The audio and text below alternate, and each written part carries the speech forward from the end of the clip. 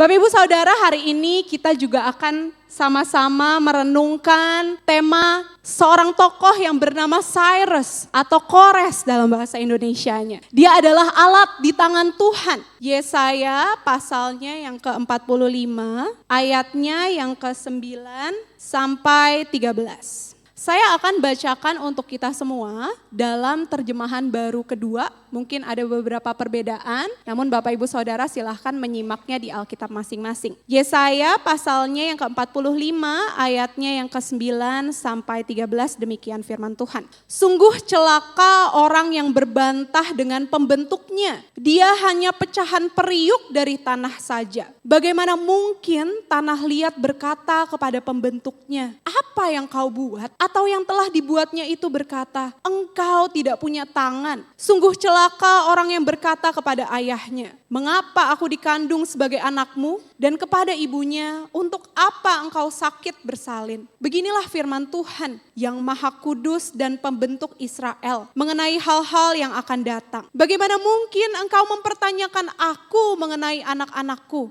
Atau memberi perintah kepadaku mengenai buatan tanganku. Akulah yang menjadikan bumi dan yang menciptakan manusia di atasnya. Tangankulah yang membentangkan langit dan akulah yang memberi perintah kepada seluruh tentaranya. Akulah yang menggerakkan Kores demi keadilan dan segala jalannya akan kuratakan. Dialah yang akan membangun kotaku dan melepaskan umatku yang ada dalam pembuangan tanpa bayaran dan tanpa suap. Firman Tuhan semesta alam.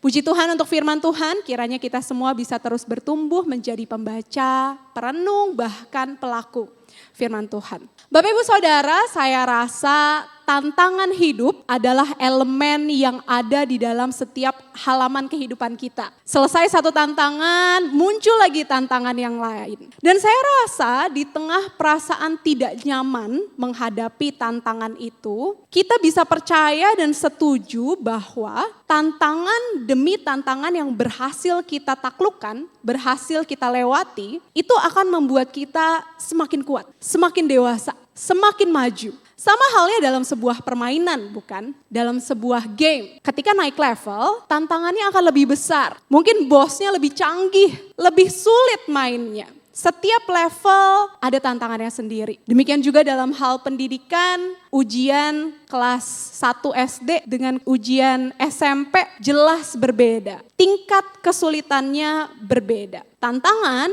membuat kita semakin kuat dan maju. Maka ketika ada tantangan hidup, walaupun berat, walaupun mungkin harus dengan tangisan, hati kecil kita berkata terus maju, terus hadapi. Karena tantangan ini akan mendewasakan kita. Kata orang bijak, pengalaman mendewasakan kita. Bapak Ibu Saudara, berbicara tentang tangan-tangan, saya teringat terhadap satu film di tahun 2010 yang berjudul Karate Kid. Jadi ceritanya seorang remaja laki-laki bernama Dre Parker atau Xiao Dre ini dibully di sekolahnya.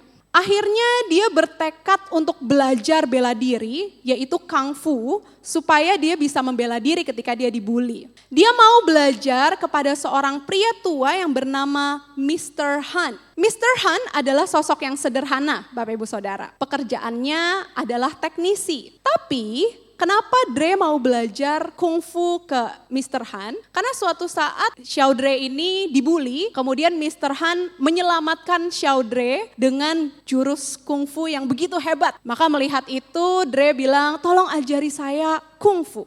Akhirnya Mr. Han setuju untuk ngajarin dia kungfu beberapa hari lalu. Tapi menariknya Bapak Ibu Saudara, yang disuruh lakukan itu bukan kungfu, tapi yang Mr. Han suruh untuk Dre lakukan adalah melepas jaket, menjatuhkannya, mengangkatnya, menggantungkannya, dan mengenakannya lagi. Berkali-kali, berhari-hari, Dre disuruh melakukan hal yang sama. Lepasin jaket, jatuhin, angkat, gantung, pakai, berkali-kali. Sampai akhirnya Dre mulai meragukan Mr. Han itu bisa kungfu apa enggak. Bapak Ibu Saudara, Xiao Dre meragukan kemampuan, meragukan Mr. Han ketika dia tidak kunjung melihat buah dari tantangan-tantangan yang diberikan oleh Mr. Han. Berkali-kali cuma suruh angkat jaket, pakai, angkat jaket, lepas, kayak gitu doang. Berkali-kali sampai akhirnya dia meragukan. Terkadang walaupun kita tahu tantangan itu membuat kita kuat, tapi terkadang atau bahkan seringkali ketika berada di tantangan yang terus-menerus berulang, pergumulan yang terus-menerus tidak selesai, tidak kunjung selesai, bahkan tidak membuahkan hasil, kita mulai mempertanyakan otoritas atau bahkan meragukan sang pemberi tantangan itu. Misalnya, dalam pekerjaan, awalnya bisa melihat atasan, bos sebagai sosok yang begitu baik, yang peduli, yang mau memberikan pembelajaran yang berharga, diberikan kesempatan, diberikan kepercayaan yang banyak untuk saya misalnya bisa bertumbuh. Tapi ketika tugas itu dikasih terus sampai gak masuk akal, mulai pikirannya suzon terhadap atasan yang gak mau kerja, maunya cuma lempar-lempar kerjaan doang. Atau mungkin yang awalnya bisa memaknai teguran dan larangan orang tua sebagai bentuk kasih, tapi ketika terus-menerus diomelin, akhirnya mulai mempertanyakan sebenarnya papa mama saya sayang gak sih sama saya? Atau bahkan kita memandang buruk orang tua kita. Atau bahkan Bapak Ibu Saudara, ketika kita terus-menerus menghadapi tantangan hidup yang berat, berada dalam pergumulan hidup yang tidak kunjung selesai, kita mulai mempertanyakan kedaulatan Tuhan. Kita mulai meragukan Tuhan. Katanya Tuhan baik, kenapa aku menderita? Katanya Tuhan hidup, tapi kok dia gak membuka jalan untuk aku yang sedang menderita ini. Saudara, ketika kita meragukan otoritas Tuhan, akhirnya kita menaruh otoritas dalam Tuhan-Tuhan lainnya. Misalnya, dalam tantangan hidup yang tidak kunjung selesai, mungkin uang yang memegang otoritas. Kita memandang uang yang bisa menyelamatkan kita. Atau ketika meragukan rencana dan rancangan Allah yang tak kunjung indah dalam hidup kita, kita mulai menaruh otoritas atau menuhankan diri kita sendiri. Akhirnya kita berusaha mengontrol, mengatur setiap alur kehidupan seolah kita adalah Tuhan. Atau mungkin yang lain-lainnya. Ketika kita meragukan otoritas Tuhan, kita meletakkan Tuhan di tempat-tempat yang lain. Kondisi yang sulit membuat kita ragu akan otoritasnya yang baik. Bapak Ibu Saudara, demikianlah yang terjadi kepada bangsa Israel. Dalam masa pembuangan, bangsa Israel meragukan otoritas Allah yang telah membebaskan mereka, yang telah mengangkat mereka menjadi umatnya. Bahkan bukan hanya meragukan otoritas Allah, Bapak Ibu, bangsa Israel menentang otoritas Allah. Sepanjang kitab Yesaya, isinya adalah suara Allah melalui Nabi Yesaya menyuarakan penghakiman yang akan melanda bangsa Israel. Karena bangsa Israel telah menodai atau melanggar perjanjiannya dengan Allah. Maka Allah berkata bahwa ia akan memperbolehkan bangsa Asyur, bangsa Babel untuk menindas bangsa Israel. Kenapa Allah memperbolehkan itu semua terjadi? Supaya bangsa Israel bisa dimurnikan dan kembali taat kepada Allah Yahweh. Namun Yesaya bukan hanya menyuarakan penghakiman Bapak Ibu. Dia juga menyuarakan keselamatan, harapan yang ada di dalam Allah. Allah menjanjikan ketika bangsa Israel hancur, dijajah oleh bangsa-bangsa lainnya, Allah menjanjikan Yerusalem yang baru. Namun mereka berlaku seperti orang buta dan tuli. Tidak mendengarkan yang sudah dinyatakan oleh Yesaya, mereka tetap melanggar perintah Tuhan. Akhirnya terjadilah penghakiman itu. Bangsa Israel dikalahkan oleh bangsa Babel dan dibuang dari Yerusalem ke Babel. Dalam pembuangan inilah Bapak Ibu Saudara, mereka menyepelekan, melupakan janji-janji keselamatan yang sebelumnya sudah diberitakan oleh Allah. Mereka tidak lagi melihat otoritas Allah yang baik, mereka enggak lagi percaya bahwa Allah akan menyelamatkan mereka. Bahkan ketika Allah menyerukan keselamatan, di pasal 40 dinyatakan bahwa Allah bilang, comfort my people. Tenanglah umatku. Pembuangan sudah selesai. Kamu semua akan kembali pulang ke Yerusalem. Semua seruan-seruan baik Allah itu tidak didengarkan oleh bangsa Israel. Melainkan mereka menuduh Allah sebagai Allah yang mengabaikan dan tidak berkuasa. Mereka enggak percaya Allah bisa menyelamatkan mereka dari kondisi sulit mereka. Maka saudara, pasar 45 ayat yang pertama menyuarakan rencana Allah secara spesifik. Gimana caranya Allah akan menyelamatkan bangsa Israel. Pasalnya ke-45 ayat 1 berbunyi demikian. Beginilah firman Tuhan. Inilah firmanku kepada orang yang kuurapi, kepada Kores yang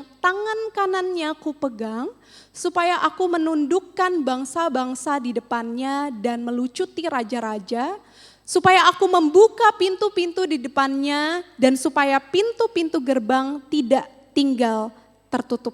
Allah menyuarakan rencananya bahwa ia akan memilih seorang raja yang bernama Kores, seorang raja Persia untuk menundukkan bangsa-bangsa di depannya dan membebaskan bangsa Israel dari penindasan. Tapi apa respons bangsa Israel, Bapak Ibu Saudara? Bangsa Israel tidak menggubrisnya dan terus menggerutu dan meragukan Allah.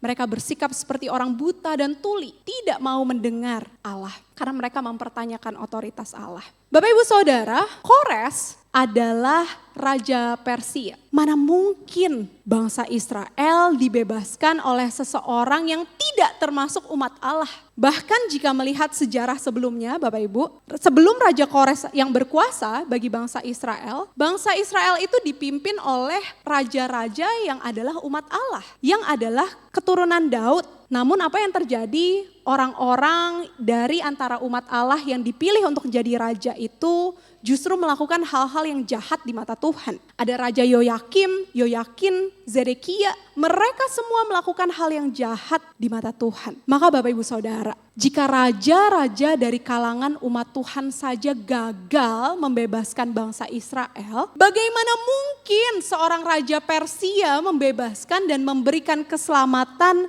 yang dijanjikan?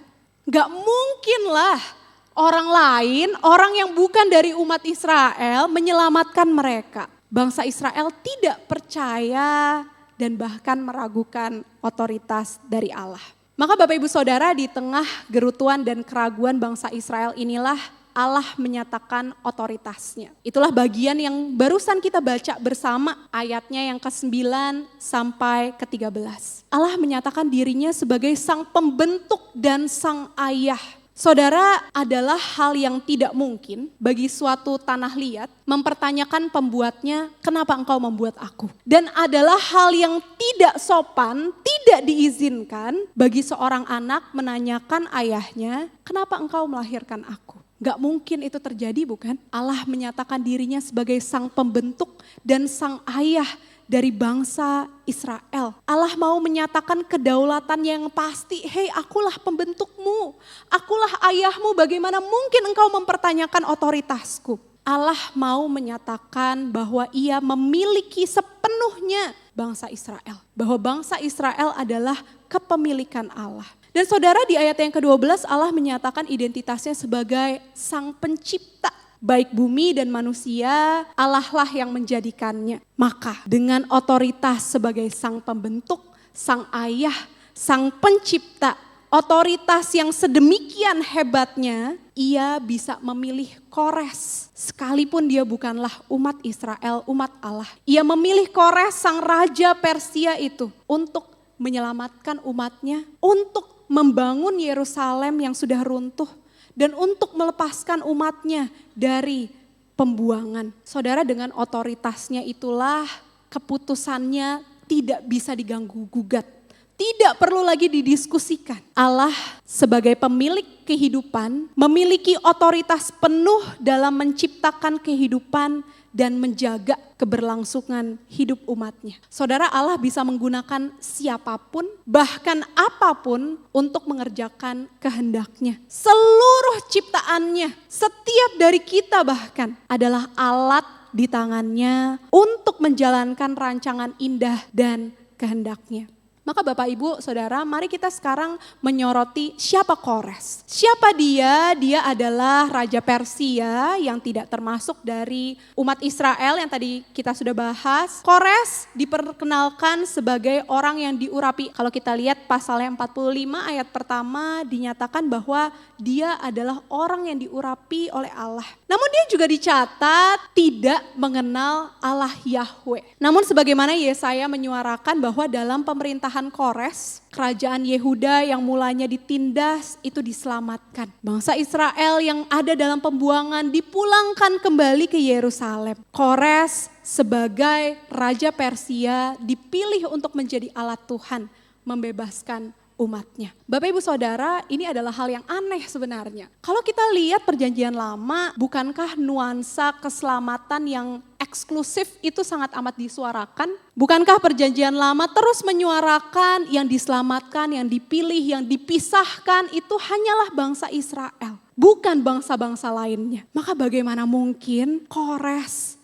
Bapak Ibu Saudara, orang yang tidak mengenal Yahweh bahkan menyembah dewa-dewa yang lain, dipilih Allah untuk menjadi alatnya. Saudara, bahkan ketika Kores mengalahkan bangsa Babel, Kores memaknainya itu sebagai bantuan dari Dewa Marduk. Kores memahaminya dia dibantu oleh Dewa Marduk, bukan oleh Yahweh. Saudara, maka disinilah, di keanehan inilah, di kebingungan inilah Allah hendak menyatakan otoritasnya yang sejati. Ketika ia sudah menetapkan rencananya, ia akan menjalankannya. Kores sebagai pembebas bangsa Israel hendak menyadarkan bangsa Israel yang meragukan otoritas Allah bahwa otoritas Allah bukan hanya atas umatnya, yaitu bangsa Israel. Melainkan otoritas Allah mencakup bangsa lain bahkan seluruh kehidupannya. Otoritas Allah tidak tertandingi sama sekali. Otoritas Allah memutuskan untuk menjadikan Kores sebagai alat di tangan Allah. Maka siapakah bangsa Israel bisa menilai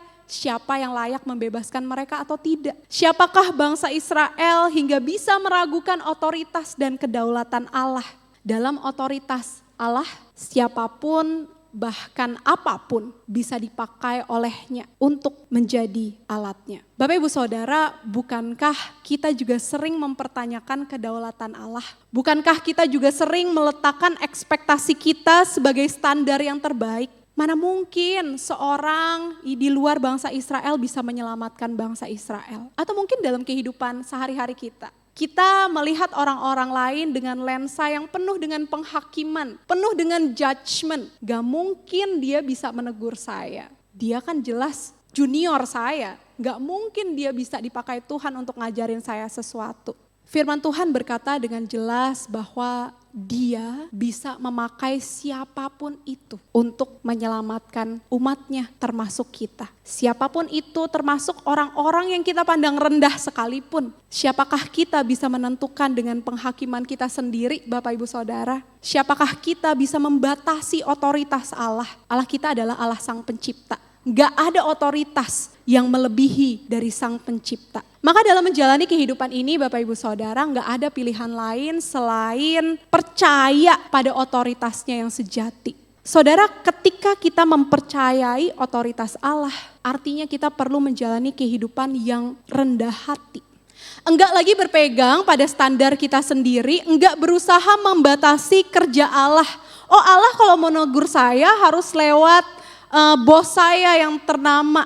Oh, Allah kalau mau menegur saya harus lewat hamba Tuhan, bahkan gembala sidang. Saudara, kasir di Golden bisa aja menegur kita. Bisa aja alat Tuhan untuk mengajarkan kita sesuatu. Karena dia berotoritas penuh, dia bisa pakai siapapun itu. Namun memang rendah hati bukanlah hal yang mudah, bukan? Seberapa sering kita gak mau menerima teguran-teguran, masukan-masukan dari orang yang kita pandang rendah. Lebih muda, lebih tidak berpengalaman, kita pandang rendah.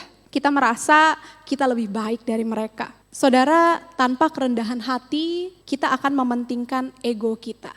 Dan ditegur atau bahkan dipimpin oleh orang yang lebih junior, mungkin menyakiti ego kita, bukan? Tapi seorang penulis Kristen bernama Parker Palmer dengan sangat baik menyuarakan begini. Humility is the only lens through which great things can be seen. Kerendahan hati adalah satu-satunya lensa yang melaluinya hal-hal luar biasa dapat terlihat. Dengan kerendahan hati kita bisa melihat bagaimana Tuhan bekerja melalui hal-hal yang sederhana. Saudara, dalam kerendahan hati karya Allah yang luar biasa dinyatakan. Demikian juga dalam peristiwa salib, bukan Bapak Ibu Saudara? Kerendahan hati Kristus yang sejati membuatnya rela untuk disiksa mati, disalibkan untuk menyelamatkan kita. Untuk mendamaikan kita dengan Allah. Maka kerendahan hati adalah bentuk kita percaya, bentuk kita berserah kepada otoritas Allah. Selanjutnya, percaya kepada otoritas Allah artinya tunduk dan taat dalam iman. Sama halnya seperti Kores, kita juga alat di tangannya Allah, Bapak Ibu Saudara. Pertanyaannya adalah, maukah kita dipakai untuk menjadi alat Tuhan mengerjakan kerajaan Allah? Maukah kita tunduk pada panggilannya? Mungkin Ia memanggil kita untuk menjadi alat di tengah pekerjaan kita, di tengah pergaulan kita, di tengah keluarga kita, di tengah komunitas kita. Cara Tuhan bekerja melampaui akal manusia. Dan memang kerja Allah itu penuh dengan surprise, penuh dengan kejutan, bukan Bapak Ibu Saudara? Mujizat yang dikerjakannya tidak masuk akal. Tapi itu sebabnya lah kita perlu tunduk dan taat dalam iman. Saudara, kita belum tahu siapa presiden yang akan dilantik menjadi pemimpin bangsa kita. Sepanjang pemilu kemarin banyak sekali perdebatan dan isu. Calon-calonnya juga tidak sempurna, penuh dengan kekurangan, sejarah-sejarah yang tidak baik, dan lain-lain. Bukanlah orang yang sempurna. Tapi saudara, kisah ini, kisah Kores juga mau menyatakan bahwa otoritas Allah melampaui itu semua. Kores bukanlah umat Allah, tapi dia dipakai Allah untuk membebaskan umat Israel. Maka dengan ini kita juga bisa percaya siapapun nanti jadi presiden kita, Bapak Ibu Saudara. Kekurangan, kelemahan, sejarah yang tidak baik tidak menghalangi Allah bekerja karena Dia berotoritas penuh. Tunduklah dan taatlah dalam iman kepada Dia yang berotoritas penuh. Saudara, percaya kepada otoritas Allah juga artinya menghidupi keselamatan dalam Kristus. Saudara, percaya kepada otoritas Allah artinya menghidupi keselamatan dalam Kristus. Maksudnya apa? Dari awal kita merenungkan tentang menjadi alat di tangan Allah, Bapak Ibu Saudara. Kalau kita lihat kisah hidup Kores yang adalah alat di tangan Tuhan, di dalam Alkitab semua penjelasan kehidupan Kores itu hanya berpusat menyuarakan bahwa Kores membebaskan bangsa Israel. Setelahnya apa tidak dicatat. Apakah setelahnya Kores menjadi umat Allah, menerima keselamatan? Tidak dicatat. Seluruh pencatatan di dalam Alkitab hanya menjelaskan bahwa Kores adalah alat Tuhan. Maka nama Kores tercatat dalam buku sejarah, tapi tidak tercatat dalam buku kehidupan. Saudara, semua orang bisa melayani, bisa dipakai oleh Tuhan, tapi belum tentu semua orang berkenan di hadapan Allah, Bapak Ibu Saudara. Mengemban status hanya menjadi alat Tuhan ternyata adalah hal yang mengerikan. Sebagai alat artinya kita hanya melakukan perintah, melakukan kehendak untuk mencapai satu tujuan. Setelah itu bagaimana ya tidak penting, dia hanyalah alat. Maka bersyukurnya Bapak Ibu Saudara, kita semua memang adalah alat Tuhan, tapi kita bukan hanya alat Tuhan. Kita juga adalah anak Tuhan. Saudara, ketika Kristus mati di atas kayu salib, Dia menanggung semua dosa kita untuk dikalahkan olehnya. Supaya kita yang ada di dalam Kristus tidak lagi binasa, melainkan beroleh hidup kekal menjadi anak-anak Allah yang menikmati kekekalan bersama dengan Dia. Sehingga nama kita bukan cuma tertulis dalam buku sejarah, oh Tira pernah jadi hamba Tuhan di Gemim Kristus Manado, pernah lulus dari STT Amanat Agung, enggak, bukan cuma catatan sejarah. Tapi nama kita yang ada di dalam Kristus tertulis dalam kitab kehidupan sebagai anak Tuhan. Bapak Ibu Saudara, kita tidak seperti Kores. Kita bukan hanya pekerja yang tidak dikenal oleh Sang Tuhan, Sang Tuan. Melainkan kita adalah anak-anak Tuhan yang dipanggil untuk bekerja bersama dengan Allah di dalam kerajaannya. Saudara, mencerminkan identitas kita sebagai anak itu bukan dengan kesibukan pelayanan kita. Bukan dengan semakin sibuk kita pelayanan artinya kita semakin dekat dengan Tuhan. Enggak, bukan itu. Melainkan relasi pribadi yang intim dengan Dia. Itulah yang mencerminkan kita sebagai anak-anak Tuhan. Jangan terkecoh dengan pemikiran bahwa semakin banyak pelayanan yang saya ambil, semakin rajin saya ke gereja, maka saya akan dikenal oleh Allah. Itu salah Bapak Ibu Saudara. Karena menjadi alat Tuhan tidak menyelamatkan kita. Melainkan yang menyelamatkan kita adalah menjadi anak anak Tuhan. Keselamatan bukanlah berdasarkan kesibukan kita, melainkan keselamatan ada di dalam Kristus dan hanya di dalam Kristus, karena dialah yang mendamaikan kita.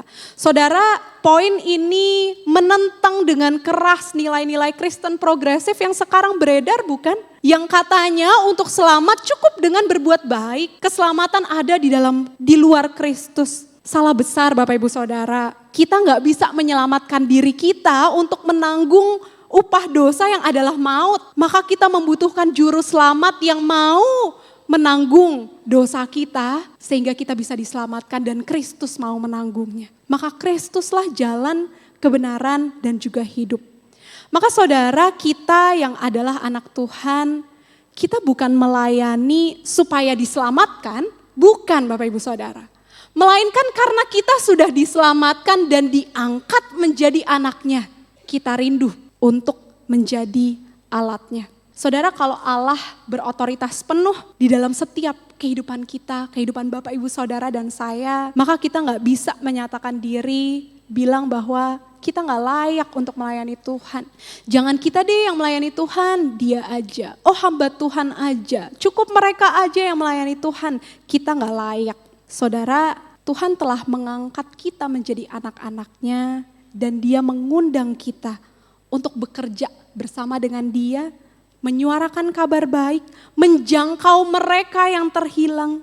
Di tengah kegagalan dan kelemahan kita, di tengah kekurangan kita, percayalah bahwa Allah tetap berotoritas, saudara. Merenungkan tentang kegagalan dan kekurangan, bukankah sepanjang Alkitab diceritakan bahwa Allah memang memilih orang-orang yang gagal, orang-orang yang penuh dengan kekurangan. Kita mengingat Daud yang berzina dan membunuh, tapi dia tetap dipakai oleh Allah.